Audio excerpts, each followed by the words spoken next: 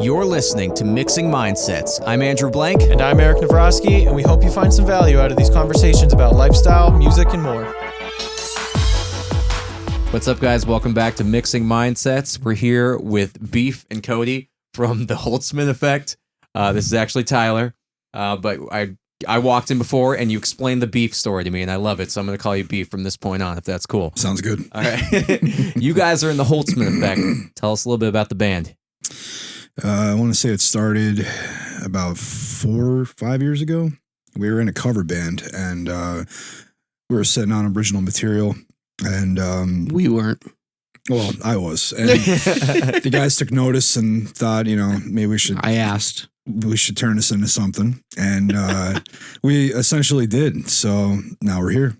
Right on. So your original lineup was much different than what it is now. It is. Me and Cody are the original members. We've had some change ups over the years, but now we have Grant Williams and we have Tyler Salick, and we couldn't be more happier. We're a very, very, very good team. Love them both. Those guys are great guys. You guys are a super tight band. Thank you. All right, so we're going to be kind of talking about inspiration. Yes. What keeps us inspired? What inspires us? And I think just inspiration as just an overall theme. Just in general. We'll just go inspiration go from there. All right, Cody, you're going to start us off. Yeah, so like inspiration for the band, for drumming, for life. So before we started this band, I was not a drummer. No. What were you? I play guitar, actually, in the cover band. Do you still play guitar? Sometimes. He's phenomenal. He doesn't give himself enough credit. Oh, really? Yeah. So you're a great guitar player. Apparently. He's definitely too humble. I can see it in his eyes. These things so. People tell me these things. So anyway, let's go back to the little story here. So Beef and I were starting a little acoustic duo, make a little money on the side project. Mm-hmm. And we were sitting there going back and forth, and I was like, yo, Beefaroni. I love it. Show me some of these originals, because I heard him play songs on Facebook. Yeah. Right. And I was like, let me hear something that you got. Yeah. And he came out with, actually, it was Black. It ended up being Black Door at that point in time. Okay. But the riff, I was like, you know what? I think we should do something with this. And I want to play drums this time. Oh. So he actually ended up going to, what did you go down, Music Go Around? And bought a kit. Are you serious? Right on. Brought it up to the house. How many years ago was this? About roughly 4 or 5. 4, yeah. Oh. Somewhere around there. You're like a new drummer. Yeah. Yeah. Well, that's Well, awesome. you fooled me. That's good. Honestly, every time that we've played together or I've seen you play, like, you look good. My wife is way better. Way better. Yeah. Way better. What? Like 1,000 times. And I actually still use her drums and cymbals to this day because I have not gone and bought my own yet. That's incredible. There you go. Oh, we're really unpacking some cool stuff. Very that I blessed. didn't know. Very blessed. Anyways, I'm sorry. I interrupted your story. Go ahead. So anyway, from there, we started out, and our bass player in the cover band at that time, Sean, came in and joined. And then we got Johnny lit. And that's what it started as. And, as we progressed and kind of we're figuring out our sound and what we were going for, people chose to do other projects, moved away. And that's kind of where we ended up with the lineup we have now. Yeah. But Beef inspired me.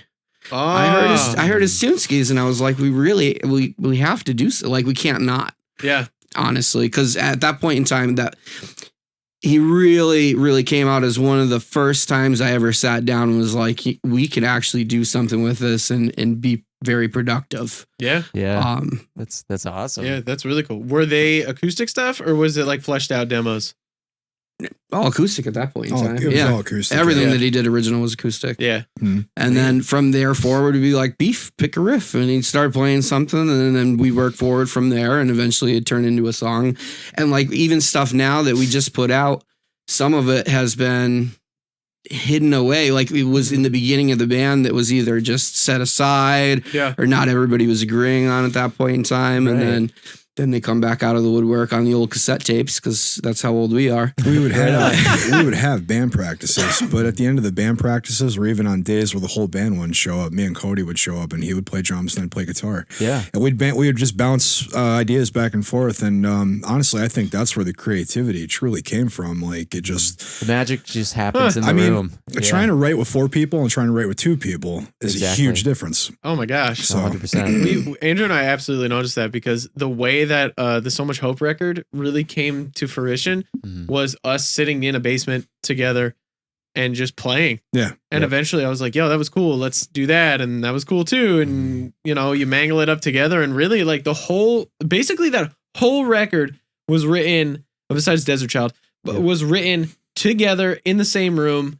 Yeah. On the spot. I think when you just have a collaborative group of people that come in with an open mind, you're just very accepting of everything that happens and inspired by each other. And we talk about this pretty often when that inspiration in one person just kind of like fades away. The other person's like, hey, and picks you back up. And it's just constantly that. And I love it. And honestly, I really feel those are the best records that come out of any band are the ones that happen most organic. Right. Absolutely. Where it was just everybody was feeding into each other at that point in time and magic happened. Yeah. There's some like unspoken or unquantifiable like energy, I guess, which sounds so hippie.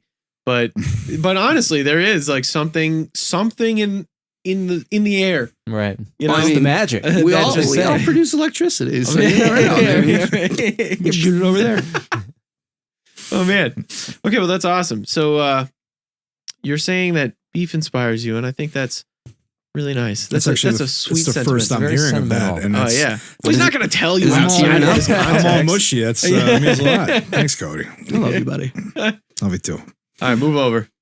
So what do we got? What are you thinking? What inspired me? Yeah, Better be absolutely. me. It better be me or I'm going to flip. With you, we talked about before, with you being like the core songwriter for the group, I'm very interested to hear what inspires you.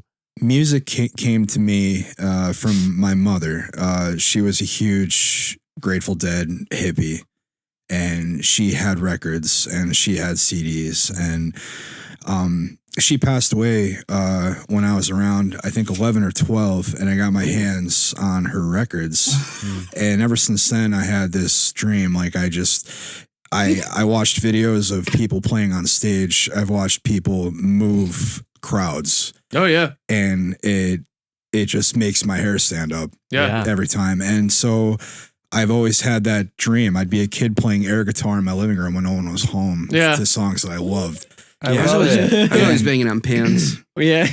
But I never, as the guitar player. I never had the confidence to truly try it until about 6 years ago. Huh. So I never, like, I tried a garage band in high school. That was all fun and games, but we did one barbecue and immediately retired. Did you sing that? I didn't. I did actually. I did. It was a little bit. We didn't really take it as seriously. We were just a bunch of kids. Messing around. But I left high school and joined the military, and I never thought about it twice. And then I came back and I did clips on Facebook, which I started a cover band out, or I joined a cover band out in Tunkhannock, which led me to Cody and those guys in Drive, and then essentially we started the Holtzmann effect. But I just I was inspired by, I would guess I would be inspired by my mom, and Mark Tremonti was probably the one guitar player that always made me like, yes. Dude, I had a Tremonti phase. Oh. I had actually a pretty extreme Tremonti phase. I've seen your Tremonti face. His legato technique. That was like a huge thing for me. I'm like, that's the sickest thing ever. No one could do any better. Like when he uses like the whammy and the legato, I'm just like, that's it. That's the only guitar sound I need forever now. But the music I sang to the most when I was in, driving around from place to place was like 90s grunge, like Chris Cornell. Like Audio Slave, Alice in Chains. And I think that's what kind of led to my voice being my voice. Because I don't know, it just came natural over the years. So when did you start singing? I didn't start singing until like you came back 5-6 years ago. Oh, so look at that. What I'm really interested in is like, what kind of was the driving force in wanting you, I guess for lack of a better term, or to inspire you to really like really just go for it out of the blue? Like, obviously, you seem like a dude who you've always wanted to do it. What was that, like, that one thing that was just, this is it, I'm going for it? I am terrified of people. I'm terrified of crowds. I'm terrified of a lot of things. And He's very awkward as well. I'm very awkward. The one thing that brought me out into the light was people that told me that I can do it. Yeah. And coming across people like Cody saying, like, you have something. Like, it's time to do something with this. Right. So that just, it took a lot of help from the people around me to get me to just surface. Yeah. So in a way, you are his inspiration. In a way, yeah. Oh my gosh. It's happening. It's happening. Oh man. Well, I love that. That's great. You just had a music video come out. We did. Human. And it's doing pretty darn good. It's doing pretty darn actually- I might be a little biased, but I think it looks pretty great. It does look pretty great. It's honestly between everybody in the band. I mean, Grant's been playing for as long as Dirt's been around. It's the most successful thing that any of us have done. That's awesome. I absolutely That's agree. really awesome. Yeah, that's amazing. And you didn't like We paid $100 to Facebook, but I don't think that actually worked. really. No. So I know on YouTube it did really well. Yes. Like in a very, very quick amount of time, and there was no multiple thousands of views per day. It's- but no money being thrown at that. We threw some No. at towards YouTube. No. Wow, Yeah. That's awesome. that's It's that's just- great. Yeah, It's just working itself out. Yeah. I mean, that's organic growth. It was the It first is. time that I looked at something and I didn't even have part of it for other than playing the drums. Well, yeah, on the track. you're part of it. But That's a big part of it. I woke up one morning and I was like, "What the There hell you is go. happening?" Yeah. great band, great song, great video. Yeah. Great Oh, video. yeah. Shout out Video to makes sense. And I really think that had a lot to do with it. Was the video behind it, and that was the first time we did a so- lyric video. I think And I think that clearing up whatever beef mumbles sometimes is probably beneficial to everybody because they were Okay. like, "Oh, he has a point." that is my kryptonite. This is not to talk smack by any means, but there was definitely some moments when we were shooting it where I was like, what is he saying? Yes. I didn't know until the lyric video came out with some of the things where he was saying. Oh my gosh, he says that. I was like, "Wow, this is really beautiful." The lyrics are great. That's all true. That's all very true. I think I was there when he Oh was my writing them gosh. too. We were in the studio. Oh my gosh. Okay, Finishing them up. Yep. so you finished the lyrics in the studio.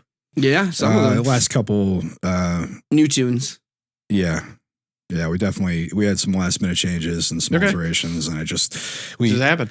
it felt more natural. You were inspired. Absolutely. Yeah, Inspired. And it just kind of happened. absolutely. Sometimes just the environment you're in. Dude, for sure. Dude, Yeah, for sure. The studio environment. Just big light. Yeah.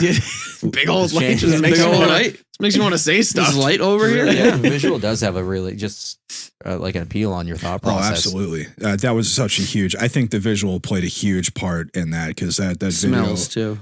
Mhm. the smells. Yeah. Are you like telling me to take notes for when the studio's done? Smells. Yeah, Nothing- wow, it smells like bacon in here. No, that's more like getting hungry. Oh, got it. Like Yeah. a nice lavender. Funny enough, that is why the one or two walls in the studio are that blue.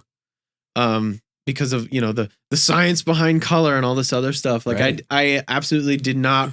It's funny. If my dad is going to listen to this, he was like, "You got to do red," and I was like, "No, absolutely not." I Red want is the nothing hunger red. color. Yeah, I Very want hungry. nothing red. I wanted it to like come in and be a calming sort of vibe rather than like this, And what is actually really, really interesting about that is the studio that we used to practice in Yeah. with the cover band was also painted blue. Mm. And I'm sure you're familiar with Mr. Ed Kuzo.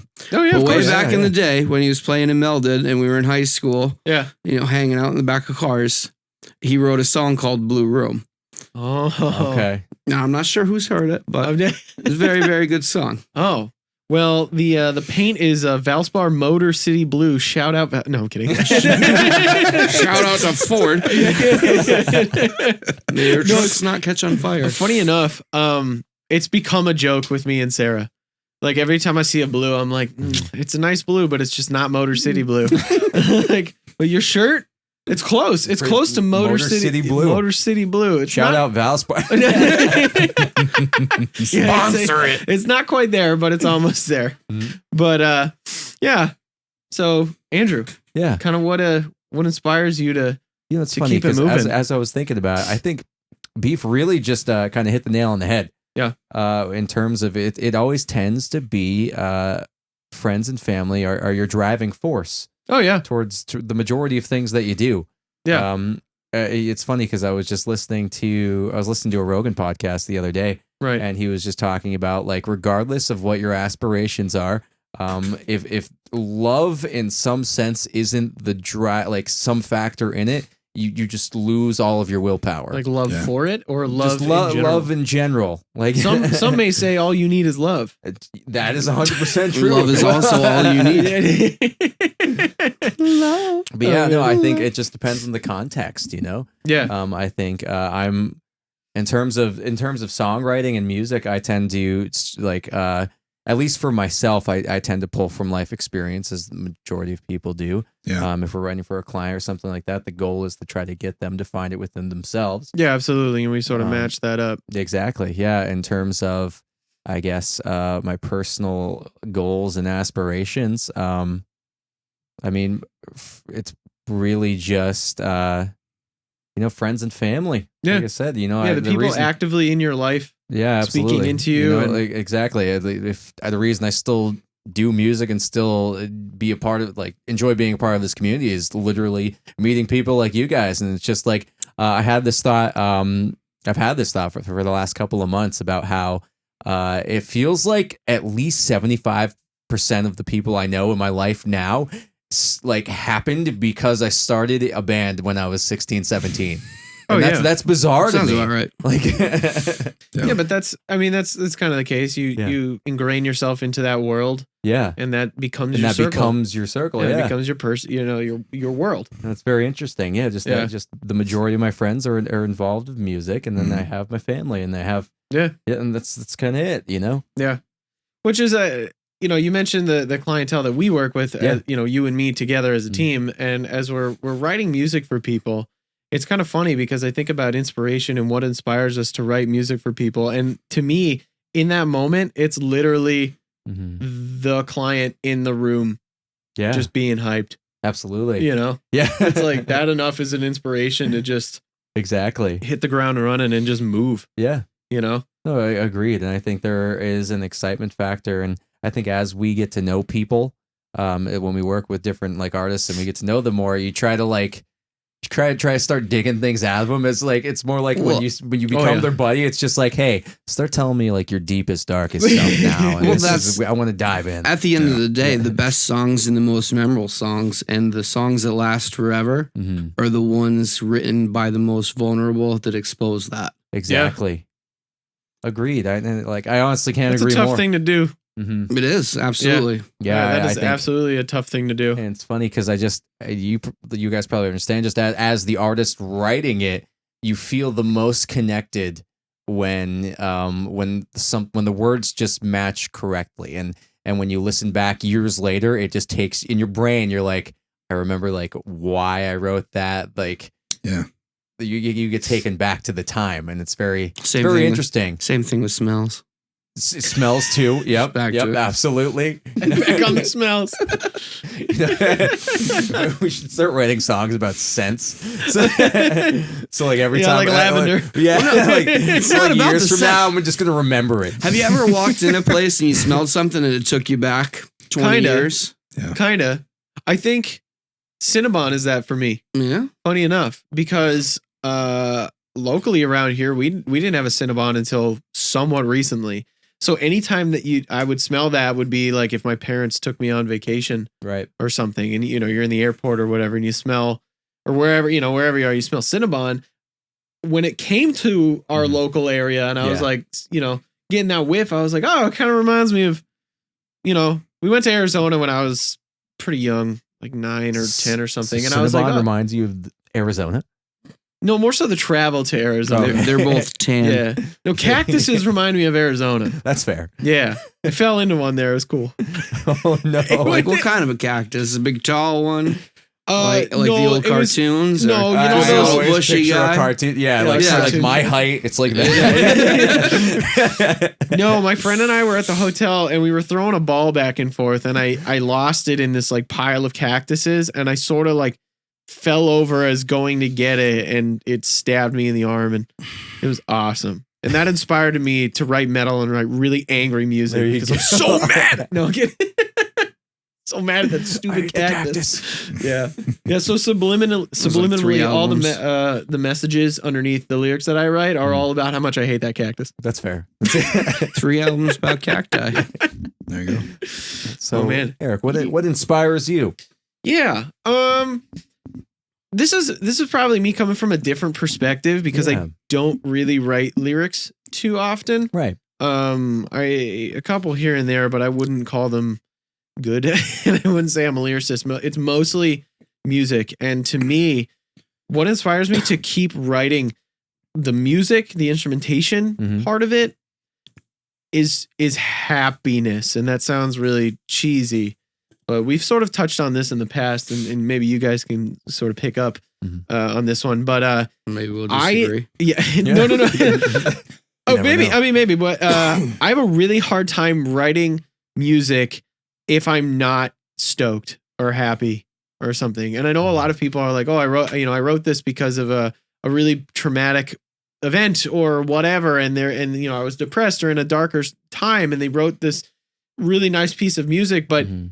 if I ever get in those moments, I can't do anything. I can't write, and nothing comes out of it. Absolutely nothing.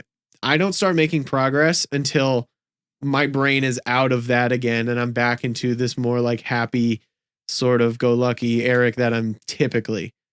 Right. So yeah, it's weird. It's different. Well, I hear so much about people saying, "Oh, I wrote this because of it's this event." very interesting, just because that isn't like it's It's a different perspective. exactly it's Yeah. that's all it is. I mean, like there's That's- a stigma behind like, oh, I'm sad and I wrote this music. It doesn't have to be that way. No, So, absolutely not. so I Yeah. find that very interesting how like sometimes the brain is just like, oh, that's just how it is. Yeah. But no, that's Especially as a guitar player, if I'm making a riff and I'm bummed, I'm just like, barely hitting the strings. I'm just like, blit, blit, blit, whatever. I don't care. But if I'm stoked, I'm writing a riff. And when I hear it and when I really like it, I'm like, yeah, I'm pumped. Let's go. And I like want to keep writing that and see it to fruition. So I really can't write out of an emotion that isn't being happy, I guess. I mean, It if sounds anything, so funny. that's awesome. Yeah. I was gonna say that's all 2000s punk right there. Yeah. Happy spots. Yeah. You ever listen to Blink 182 and feel sad? Not really. Ever listen to Center Quest and feel sad? You just think of American Pie videos. Yeah, no. I mean, that's a great point. Actually, no. Stay Together for the Kids. You can't be happy listening to that one. That was a rough one. Sorry to call you out, but I'll take the one. the one out of their prolific albums. Anyways, yeah. So that's honestly what keeps me inspired is keeping up with like the people and keeping up my mental state of joy, Right. of being content, being happy, which sometimes is extremely difficult. And, ask Sarah, the worst times for me are those transition periods. So literally this last, Mhm. however long it's going to take to get the completed studio done. I mean, this potentially could be out when the studio is done, but as of right now, it's not. Right. This last month is just very difficult. It's very difficult to write music. It's very difficult to do anything because my brain just fixates on like, I can't wait. This studio has to get done. It's Yeah. got to get done. It's Amen. got to get done. It's got to get done. And then once that's done and that transitionary period of me being from this studio to that studio is over, I can now kind of move back and focus on other things that I want to. So like writing for Toothless or writing for So Much Hope or, whatever have you. Mm-hmm. So like, yeah, that's where I'm at. Fair. Which are actually coming very close to the end. Yeah. So guys, this was awesome. And we could probably talk all day, and we probably will after this. More than likely. But what do you want to plug? So obviously the band, the Holtzmann Effect. How do you find you? Oh, we got the old Facebooks. The old The old Facebook. The old schools. Facebook. We also have an Instagram that's probably not as up to date. I think we still have a Twitter that's also probably not up to date because we're all old. Unlike some of the other And you have people you've YouTube of the interviewed video on that's here. popping off. And we got, you got the YouTube. Comment on the video. Check it out. Yeah, check out Human. That's the most recent video. If you're saying studio, I mean, by this time we might be promoting the next video. Yeah. That I was gonna say, what you chose the end of August for that one? So, I have no idea. Timelines, whatever. But yeah, I want people to be able to look you up, find you. If you guys want to plug your personal kind of stuff, if you really care about that. Personal Phone number, brands. No, social, don't care about anything that. like that. no. Yeah. Can I have your driver's license? I'll read it out. No. 2, 8, 3, Do you want to 5. plug your personal? Beef. My personal? Oh yeah, like you got personal that whole Instagrams and original stuff? thing going Are you on interested too. in that? You should probably use Oh that. yeah, That's yeah, right, yeah. because Give it a there's- shout out. We are the Holtzmann effect Yes. with 2 N's.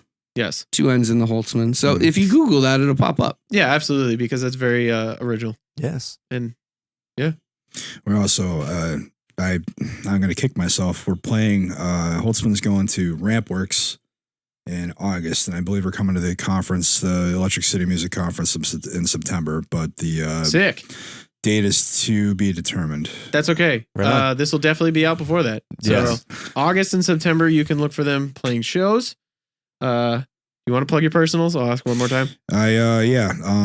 I released a song called I Don't Mind under my name Tyler Zeiss, and I am releasing another song called Breakaway, which is in production right now. The music video is getting finished, and I cannot wait to release that. So stay tuned. He's about to watch that music video. And I haven't seen it yet. And it's like 70% completed state, so that's excited. All right. That makes me excited. Yeah. Exciting. You know, all those stuff. I'm excited for you. Tons of Much of excitement happening excitement. right now. Lots of excitement. Inspiration. Inspiration. Cool. All the listeners, stay inspired and do the things that you love because that's what we like to do.